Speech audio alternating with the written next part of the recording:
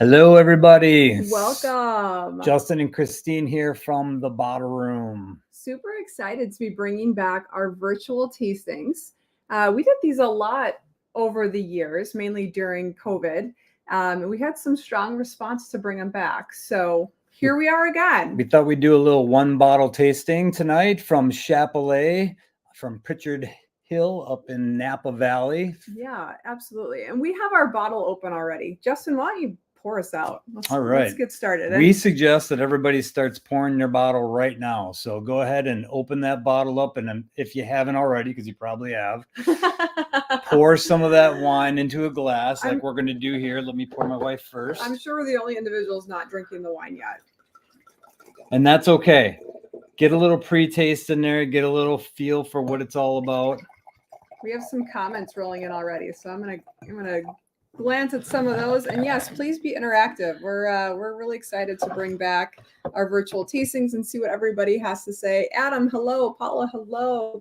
Glad you're joining us tonight. Yeah. So Chappellet Mountain Cuvee. This is a Bordeaux blend. So what does that mean? Bordeaux blend means that all of the grape varietals within here are traditional Bordeaux, France grape varietals. Yep. And so the founder of this in 1967, the founders Molly, that was their goal, was to create some wines that were competing with and maybe even better than some first growth Bordeaux's in France. Which is said to be the most renowned area for wine growth. So our Bordeaux blend is made up of 54% Cabernet Sauvignon, 15% Petit Verdot, 14% Merlot, 12% Malbec, and 5% Cabernet Franc. So we have quite the blend here in our bottle tonight. Absolutely. And as far as I'm concerned, maybe we should just take a little pre-sip. Yeah, let's do it. Cheers too. Can we get a virtual cheers out there to everybody? Cheers tonight. It's what, Tuesday night. Yeah. Tuesday night wine tasting. Love that. So we do have a little video to give you a little idea of where and what this is all about, this particular vineyard. And hope you enjoy this to sort of set the stage as to what Chappellet is all about. That's great. Yeah, let's set the stage of Chappellet. And then we'll come back online and we'll talk about the wine and some tasting notes of it.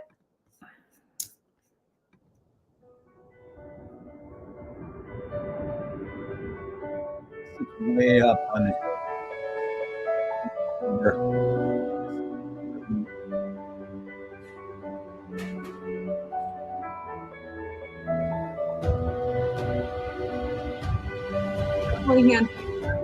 Weird.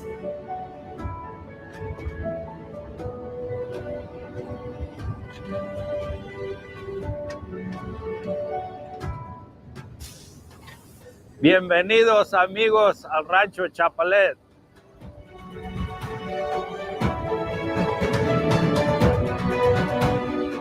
Great little tasting spot up here if you ever visit this winery. It's a beautiful day here on Pritchard Hill. We wish you were here to join us. I feel this particular spot, though, you have to be a member of the wine club. Here's a cool spot. We'll show you. Here's their winery, which was molded after the pyramid. Walking through the doors into their barrel room. Just a gorgeous facility.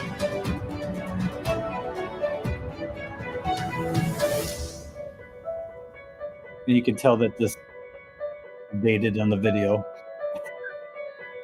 I'll let you be the judge on why.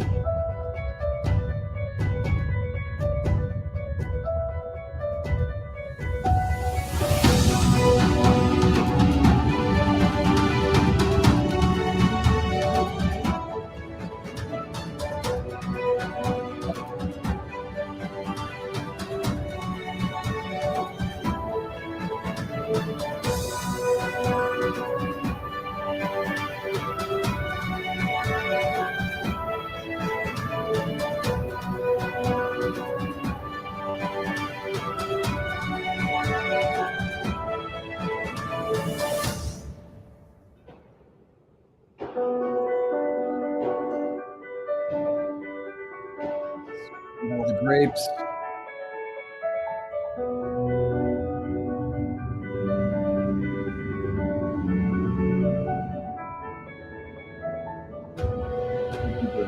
Riding in one of these SUVs at the shop. Enjoy the vineyards and all the great wines we'll be making for many years to come.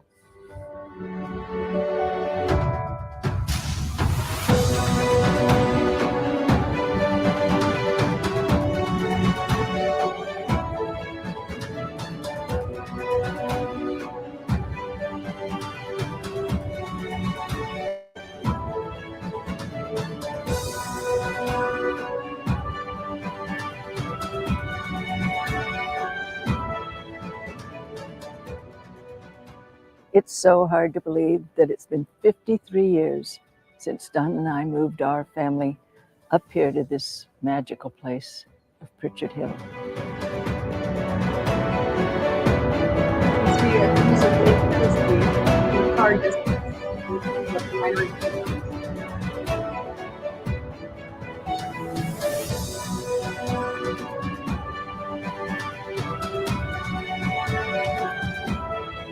And it's quite the drive up that hill. You've driven it twice now. It'd be amazing. It's kind of fun where they get their logo from. The design of their building. Yeah. Awesome. So we always just like to set the stage, give everybody a little bit of a feeling of where we're tasting wine from and what the winery is all about. See the vineyards and kind of a view of the barrel room as well. Yep. And definitely a beautiful place to go visit. We had the, like I said, we had the privilege of going to go visit this place just this last year with some of our staff. And here's us sitting in that pretty much the same spot, enjoying some of this wine and some of their other wines that they have at Chappellet. And it's just a beautiful place. I mean, this is kind of a neat little view that they have of their vineyard site there. So one thing we were supposed to have today was we were supposed to have a guest speaker on with us, but somehow the guest speaker didn't show. So you get us, but that's okay. We know everything about Chappellet. We've been there a few times. Love this wine. We've sold that at the bottle room for many, many years. And for me, it's kind of funny. We're drinking this on a Tuesday. This is what I classify as one of my Tuesday night wines. There was just a question. Yes, California. We're drinking California here. This is Napa Valley. This particular bottle, though, is sourcing fruit from both Napa and Sonoma, but the winery itself is located within Napa Valley. But again, Tuesday night wine for me, and I always feel bad when Justin's working his long shifts, cracking a super awesome bottle from our cellar. And this is one of my handful of go-to wines. I just think this wine over delivers so much for the price point. We're coming in at $26 for the price point. I think this wine well over delivers beyond that. Absolutely. It's a delicious wine for that price point. Absolutely. So what about tasting it? Why don't we talk about it and let's get some feedback from everybody out there. I see a lot of cool, questions and some shout outs out there. How about, how do we feel about this wine? Let's take a look at it first. Obviously deep, dark, concentrated. When we get into this mountain fruit, it's usually dark, concentrated berries. They're up higher, they're in cooler elevation, and most of the time that's going to be a more concentrated fruit. Absolutely. Justin, why don't you talk a little bit about how to properly taste the wine for everybody? What are we looking for when we're tasting? Sure. Go through how we should smell it. Yeah, we should look at it. It's been a little while since we've done one of these, so let me just give you the quick overview. We always want to first look at our wine to make sure there aren't any impurities in it, that it doesn't look tainted. So it's also kind of neat to see, is it very dark and concentrated? Is it light? Can I see all the way through it? I usually like to put a white piece of paper behind the glass to see if I can see through it. Is it translucent or not? And when I'm looking through this, I can't see anything at all. This is a dark, intense wine. Yeah, lets us know that the skins on this particular grape are probably a little thicker, and probably we're going to find some more tannins on this particular. Well, and just wine. looking at some of our grape varietals too, Cabernet Sauvignon, Petit Verdot, Malbec, all very dark-skinned grapes. So, I mean, it's not surprising to me at how dark we're looking at this wine right now. Yeah, all kind of the same family there. Then we want to obviously smell it. We can start down a little bit. Do we smell it? Is it very aromatic there? Is it aromatic at our chest, chin area? And then we get in and actually, like you always, or I always do, is kind of do that sign of the cross with your nose over the top, from the top to the bottom, left to right, because you do actually have one nostril that's dominant, and the smell is going to be different from top to bottom. The aromatics are going to change because of how that's layering in your glass. Absolutely. And one thing I always stress to people when tasting, so often I see people smelling like this. Yeah, it smells great. It smells great. No, you really need to get your nose inside of that glass. Get it all the way in there, because that's really where those aromatics are going to start to pop for you. Yes. And anybody have some of their thoughts on what this is smelling like? Please post some comments. What are people smelling out there? There's no wrong answers, by the way. Yep. All. I'm getting a little bit of a chocolate note, some spices. I really like the cured meat aromatics that I'm getting off of this. Yep. Savory, very savory. Maybe a touch of sweet tobacco. We've got no one coming to the table. No one wants to stick their neck out here on a line and say what they're smelling tonight. That's all right. So then the next thing obviously is the tasting. And with the tasting, the components you're really concerned about, sugar, will just have a lot of sweetness to it. I would say no. And I just want to, let's talk about that quick, because Justin had mentioned one of his descriptors were sweet tobacco. And we can't confuse sweetness with berry or with that tobacco that we're getting from those oak barrels and that oak treatment.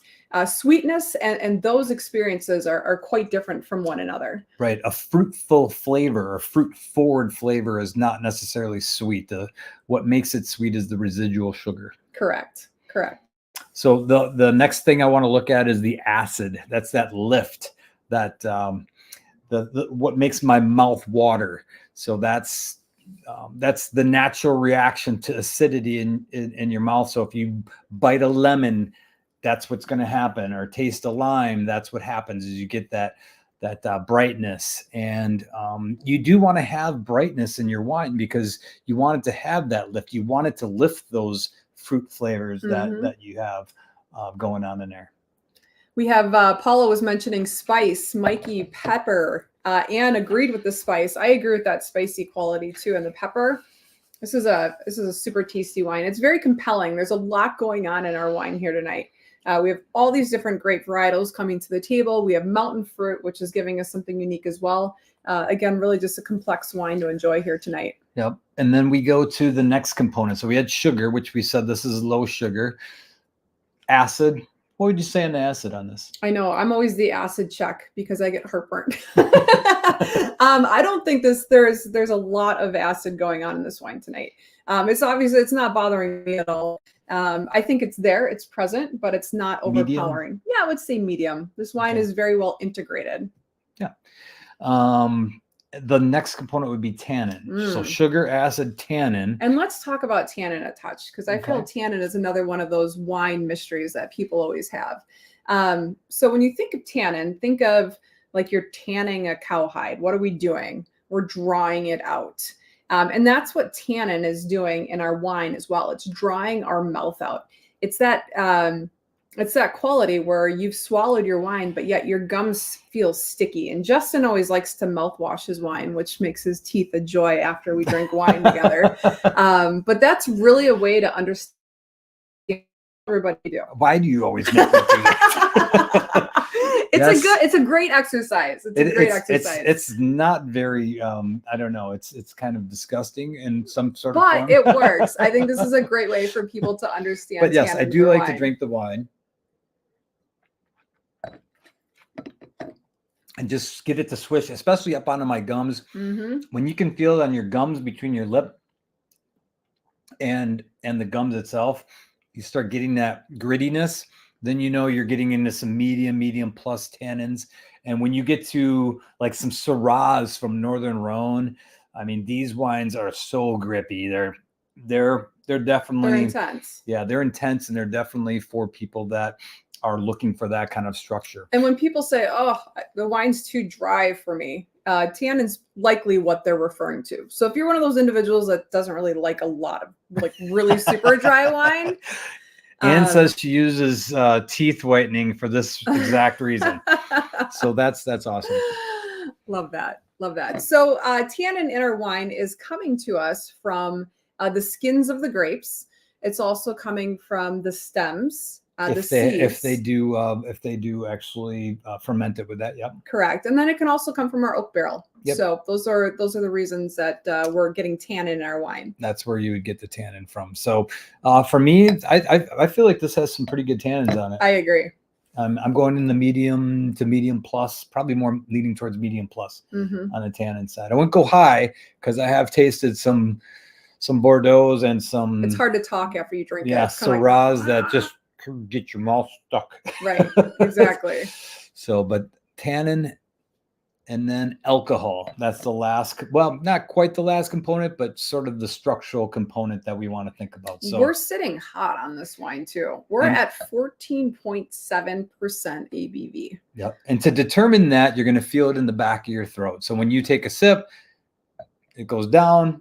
Then you kind of feel, do I get that heat? Almost like when you have like a bourbon or some sort of a spirit like that. I'm not saying that this is at that point. What I'm saying is that you're trying to feel that heat that you get from the wine. Keep in mind too that there is a law in California where you can have a 1.3% variation in either direction. So if we're on the high end of that, this could be sitting at what, a 16% ABV wine. I don't think it is, but I would I definitely. agree. Yep. I don't think it is either, but could we could be. It's almost like getting into port territory. Absolutely. So then after that, we just want to look at does it have good length to it? So is this sitting around after what? Are we getting good value from it? Oh, and that is my absolute favorite thing in wine. And what I look for, because I really want to be enjoying this wine long after I swallow, not just when I'm sipping it. And that's what we're referring to with the length and the finish. Yeah. Is what after you swallow, are you still getting those awesome flavors of the wine? Right. Some other things to think about with wine, and we're talking about kind of how to taste it. The primary notes you're going to get are coming from growing it. So when you first get the wine fermented and we're tasting it, those first notes are going to be your fruit, your floral, earth notes, that kind of stuff. And then we're going to get into our secondary notes, which are going to be what the winemaker puts onto the wine. Usually a lot of it's with their oak treatment. You'll get some of that vanilla flavors. Those are going to pull through on the secondary notes. And then if this wine's been around for a while, the aging notes, and this is a 2021, so we're only talking about 3 years. Right. And that's the 2021 is when it was picked. So the vintage is when the grapes were picked for the wine, not necessarily when it was made. So these were picked in 2021. So by the time it goes through the process, I mean, it's a pretty young wine, but the tertiary or the notes from aging are going to really give you like those leathery notes and really swings in that direction for the wine. Right. And we had a comment on here too. Love this comment. Lots of legs on this wine. Let's talk about legs for a bit. I'm going to hold my glass up here. I don't know if we can see them. See how the wine's kind of dripping down my glass? I can see you through the glass. Yeah, I know. I'm kind of trying to look at it there. But anyway, that's what we're referring to as the legs. Also called church windows in Germany or tiers in Italy. So kind of some other fun little references to what the wine's doing as it drips down the side of our glass. And a lot of people think that is a sign of quality in wine with the way that the wine is dripping down the glass. But really the only thing that the tiers, the church windows, or the legs are showing us is potentially the alcohol content in the wine. Yeah. Because the slower that it's dripping down the glass, obviously, the more alcohol it's going to have in it because it's taking longer to evaporate. So kind of just some interesting fact with the legs of our wine here tonight, but a beautiful wine. Beautiful wine. What else are we smelling? What else are we tasting? The chocolate, the spice, I love all that. Red currant, blackberry, cassis. I think that's a fun one too. Perfect raspberry. Ooh, I like that. That red fruit for sure. That sweet oak, dark chocolate and coffee are jumping out of the glass for me as well. Perfect. Well, do we have any questions on the wine tonight? If you do, please pop them up here. We'd be happy to answer more questions either now or even at the end of the stream. We can stay on and filter some questions as well. Absolutely. But beautiful wine from Chappellet, gorgeous vineyard site. We did also have a chance to see Molly in the video, Molly Chappellet. Yeah. Don and Molly were the founders of Chappellet. And while Don passed away, what? I think it was around 2016, if I'm not mistaken, but I could be wrong. 2016, after, what was that, his third 100-point wine? Yeah, I forgot to mention that. So 1968 had first 100-point wine from Robert Parker, and then 2012 and I believe 2016 were also 100 points. His very first vintage. I believe it was. I'm not sure. He received a 100-point score. Wow, yeah, pretty impressive. Somewhere right in the beginning, absolutely. Yep. But Don has unfortunately passed away. Molly still lives on property where we were seeing all those. She's in her 90s, I believe. Still lives there. Still gardens. They have amazing gardens.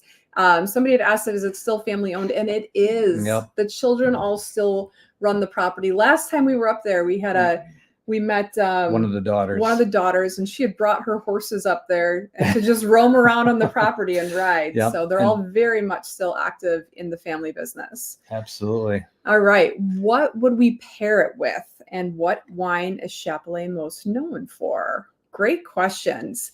I did put some pairing notes out on the comments for the tasting a few days ago. Definitely any kind of meat that you would want to pair this with for sure. Yeah, if you're doing Taco Tuesday, make sure you got some really robust meat in there. If you're doing it with a lot of spice, it might be better to just enjoy those separately. Absolutely. Spice and dry wine do not mix. So let's not put any spices in there. But a lot of cheeses as well were mentioned when pairing this wine. So cheeses and meats, things of that nature would be great for this. Yep. And Cabernet, that's what they're, that's their kind of flagship with the whole Bordeaux thing going on. Correct. Cabernet is really what they're known for. Got some great cabs, but I think the Mountain Cuvee is one of their flagship wines. It's pretty easy to come by. It's one that you're going to see a lot more out in the marketplace. Let's see here. What do we have here? All the wines you love wine. Tasting tonight. The wine is delightful, by the way. Yeah, nice. Of all the wines, why this one? I think I've got an answer for that. We were in Napa in May. We brought some of our staff from the bottle room out with us. And Justin and I had previously been to Chappellet, and we didn't have the dynamite experience. Yeah, that's a good point. And so we're like, you know what? Let's give it another try, because Chappellet is a very reputable winery. And we were just blown away. It was by far the standout tasting for us with our staff. And we've kind of just been really enjoying Chappellet since. And I think that just goes to show that, and it was nothing that Chappellet did on our first visit. It was more so the individual that was showing us around, that the people that you come in contact with really can make a difference in your experience. Definitely change the experience. And it was amazing. So sometimes you got to give a place a second chance. Yep. And we wanted to do a wine that we knew well, one that we visited, that we can share with everybody tonight. And I'm glad you think it's delicious, Stacy.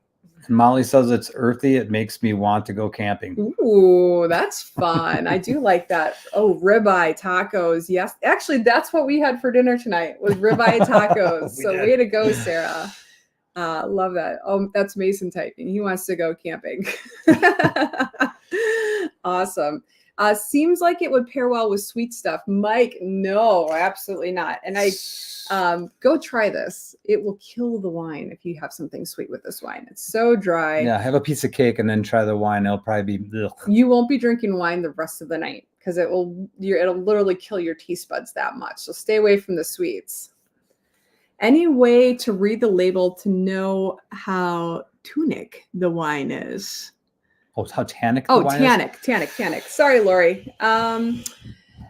No, they don't give us a quality for tannin on the wine. However, I think just knowing some of your grape varietals that have higher tannin content can help allude to that. So Cabernet Sauvignon, Yep. Syrah, Malbec, Merlot, all of those grape varietals are very, very, very high in tannin. If you are looking for a wine that's lower in tannin, maybe look towards a Pinot Noir. That's going to be a thinner skinned grape that's not going to have that high tannin content. Perfect. Any other questions we have here? Oh, I think we have all those questions answered. But again, if there are more, please let us know. We do also have another fun virtual tasting on the books that we just wanted to show everybody about. Has the ability or time to right. So kind of join hard. us. Our next tasting will be at kind of an odd time. It's going to be on May 16th at 3 p.m. Central Standard Time, but we're going to be coming to you live from Hedges Winery in Walla Walla, Washington. Yep. Red Mountain area, actually. But this wine is for sale at the bottle room, or contact Justin or I if you need to get your hands on a bottle and can't seem to find it. But it's going to be a super awesome tasting live from the winery. We're going to be going through their production facilities, talking to individuals from Hedges, and trying this gorgeous wine from Hedges. Yeah, and we have actually tried this wine already, so Absolutely. great reason to go out there and visit and understand the wonderful wines that are coming from Washington. Right, and keep in mind if the time is a hindrance, you can watch the video after that time slot. It will be on YouTube, as will this one. So if you need to go back and revisit any of the tasting notes or any of the fun information on Chappellet, it will be on our YouTube channel for the Battle Room, where you can view it at any time. Absolutely. Perfect. Well, again, thank you so much, everybody, for joining us tonight. It's been a fun little virtual tasting. We look forward to getting more of these on the books. And cheers. Yeah, cheers. Enjoy your evening. Thank you for joining us for this one bottle wine tasting. Absolutely. Have a good night, everyone. Bye.